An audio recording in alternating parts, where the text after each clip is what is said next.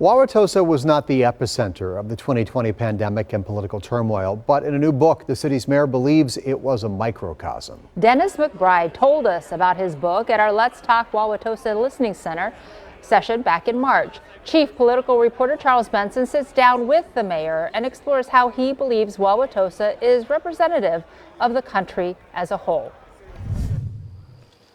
It would be easy to understand if Dennis McBride wanted to erase the memories of his first year as mayor.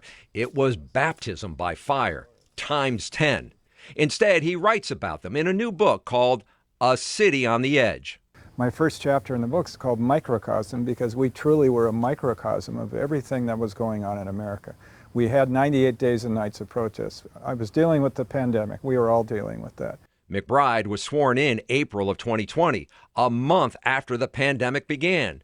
During his first year, he faced protests over a fatal police shooting and pressure to fire Officer Joseph Menza, who was not charged with a crime. McBride issued an emergency curfew that prompted lawsuits against the city and pushback for calling in the National Guard in the wake of those protests.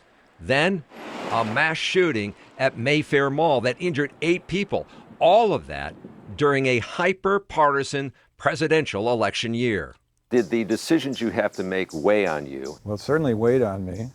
I woke up in the middle probably of every night, and then the mind starts racing. So I can't say my sleep patterns were very good during 2020. I have reflected back many times, and minor decisions I could have done better. Major decisions I am completely comfortable with. McBride strongly believed as mayor he did not have the power or the authority to fire Officer Menza. Only the city's Fire and Police Commission could make that decision through due process. The city eventually reached a financial settlement for Menza to leave. But there was plenty of second guessing and people who disagreed with him.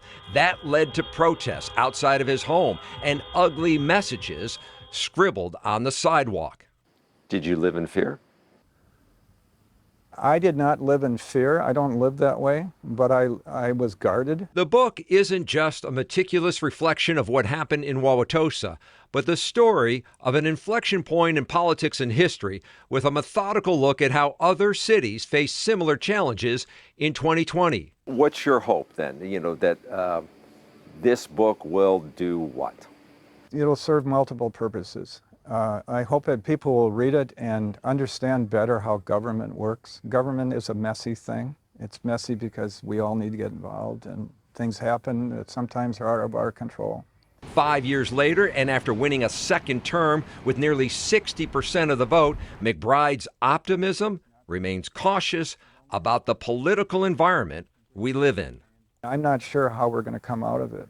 But what I do know from history and my own history and what happened in Wauwatosa is we only come out of things if we work hard to make good things happen. And we have to do that by reaching across the aisle to people that we don't normally agree with.